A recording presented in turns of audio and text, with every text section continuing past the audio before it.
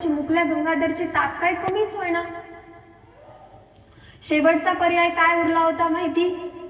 दवाखान्यामध्ये घेऊन जायचं होतं। मग मी माझ्या चिमुकल्या गंगाधरला हातामध्ये घेतलं आणि अगदी धावत पळत दवाखान्याकडे निघाले। तिथे दवाखान्यामध्ये पोहोचल्यानंतर डॉक्टरांना विनंती केली की अहो डॉक्टर, माझा गंगाधर 2 दिवस झालं हो तापीने तडफडतोय। मी सगळे घरगुती उपाय करण्याचा प्रयत्न केला, पण माझ्या लेकराची तापच कमी होत नाही। तुम्ही याला एकदा तपासून तरी बघा, एकदा हात लावून मला सांगा माझ्या लेकराला झालंय तरी काय। मी खूप विनवण्या केल्या, पण तो डॉक्टर शेवटी काय म्हणाला माहिती?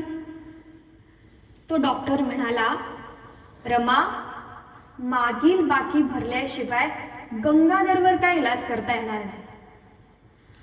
त्या तापीने तडफत असणाऱ्या गंगाधरला मी रस्त्यावरती घेऊन बसलेली होते आणि केवळ औषध पाणी दवा पाणी देण्यासाठी माझ्याकडे एक चुटकी कवडी नव्हती।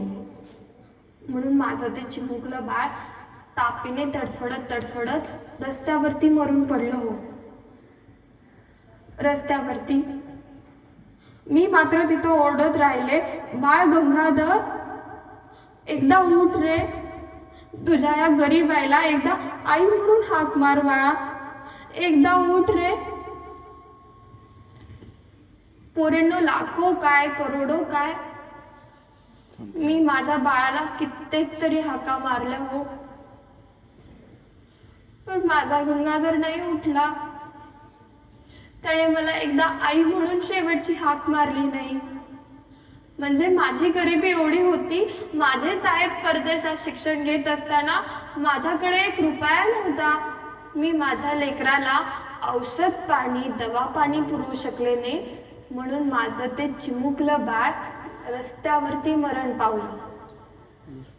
रस्त्यावरती। पण तरी पण बाळांनो, मी माझा धीर सोडलेला नव्हता। का माहितीये?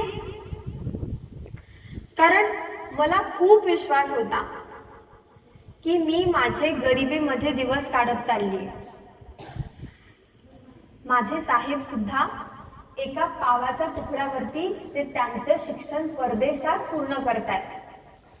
म्हणून माझ्या आणि माझ्या साहेबांच्या कष्टामुळे कदाचित माझा एक गंगाधर इथे रस्त्यावरती मरण पावला असेल। मात्र तरी पण माझ्या आणि माझ्या साहेबांच्या कष्टामुळेच तुम्हा कोट्यावधी लेकरांमधून कोट्यावधी गंगाधर उभारणार होते। मला त्याचा अभिमान होता बाळांनो। म्हणून मी माझ्या गंगाधरचं दुःख तेवढा